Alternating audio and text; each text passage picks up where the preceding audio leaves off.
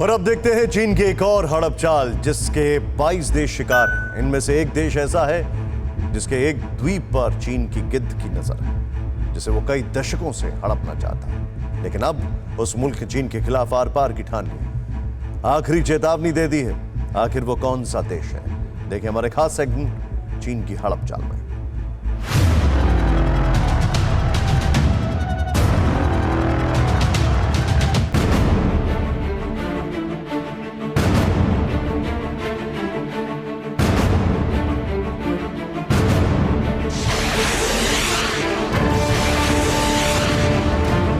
चीन south China सी में जिस तरह अपने विस्तारवादी एजेंडे को आगे बढ़ा रहा है, वो एक देश की संप्रभुता के लिए हर दिन खतरा बनता जा रहा है। और वो देश है फिलीपींस। हालात इतने बदतर हो गए हैं कि चीन की ज्यादतियों से तंग फिलीपींस के सब्र का बांध टूट पड़ा है और विदेश मंत्री टेओडोरो लॉक्सिन तो चेतावनी तक दे चुके हैं कि अगर चीन ने फिलीपींस पर हमला किया तो वो अमेरिकी सेना बुला लेंगे।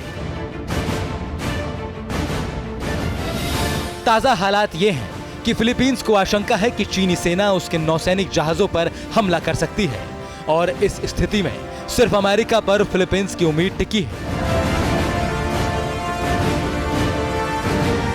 अमेरिका फिलीपींस के बीच 1951 में रक्षा समझौता हुआ था। इसमें दोनों देशों ने हमला होने पर एक दूसरे की मदद का करार किया था। ऐसा पहली बार हो रहा है कि मनीला इस समझौते के तहत अमेरिका का साथ देने को तैयार है, क्योंकि ऐसा ही समझौता 7 दशकों से फिलीपींस और चीन के बीच भी है। इस समझौते में भी युद्ध होने पर एक दूसरे की मदद का करार है।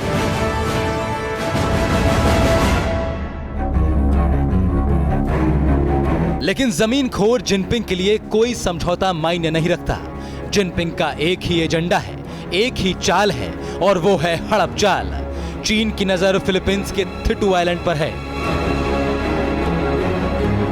साउथ चाइना सी में फिलीपींस और चीन के बीच थिटू आइलैंड को लेकर ही लंबे समय से विवाद है।